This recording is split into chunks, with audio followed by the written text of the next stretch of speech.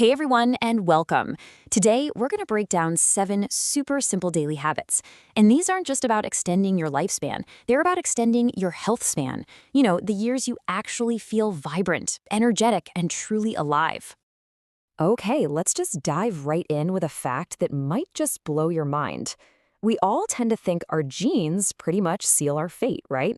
Well, get this. Your DNA only accounts for about 20% of how long you live. That means a whopping 80%, the huge majority, is shaped by your lifestyle and habits. It's almost entirely in your hands. And this is really the promise of what we're talking about today.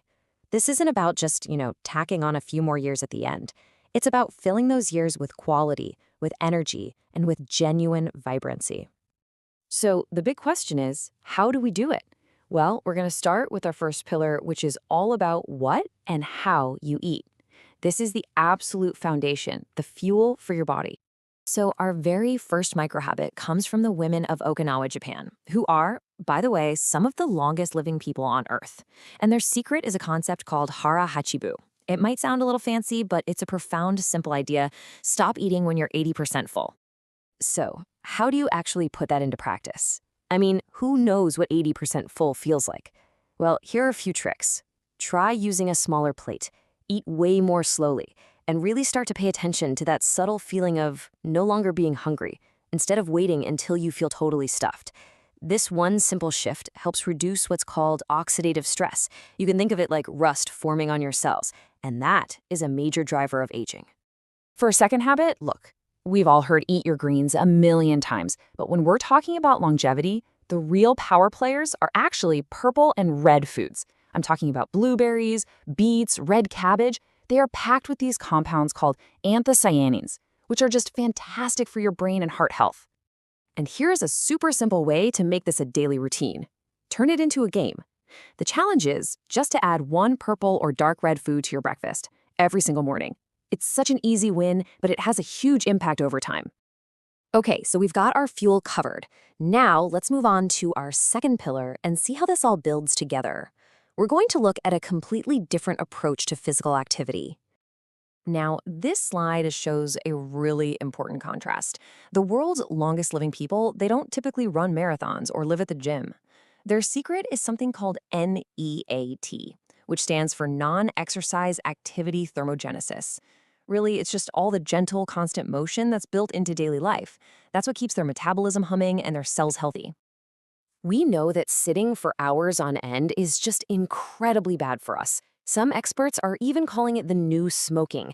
The solution, though, is ridiculously simple. Set a timer for every hour, and when it goes off, just get up, break the stillness. That's all it takes to keep your body's engine humming. Our next habit tackles a really serious threat to a long, independent life. And this quote, well, it says it all. Falls are the single biggest reason seniors lose their independence. So the real question is, how do we prevent them before they even have a chance to happen? The answer is a little 2-minute daily routine called the flamingo test. While you're brushing your teeth, just stand on one leg for the first minute and then switch to the other for the second. You can hold the counter for support, of course.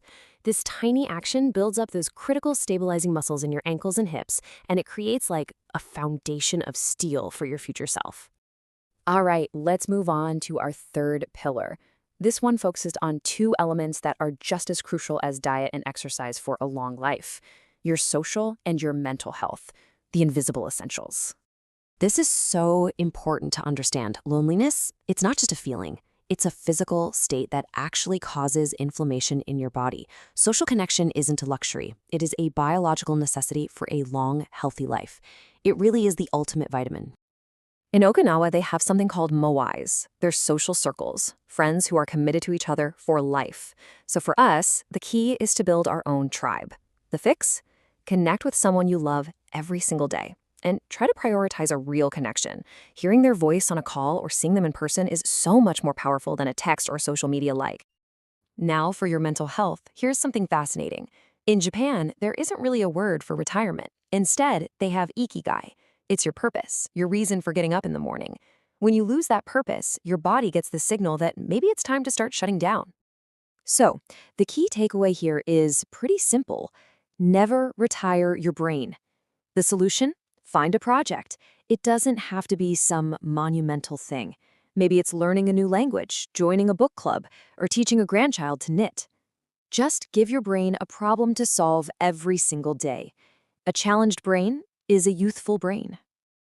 And this brings us to the final and absolutely crucial habit. This is the one that ties all the others together. It's what allows your body to repair and renew itself every single night. The last habit is to prioritize sleep, or as I like to call it, brain cleaning. There's this myth that older people need less sleep. That is just plain wrong. During deep sleep, your brain performs this vital self-cleaning process, washing away toxins that are linked to cognitive decline.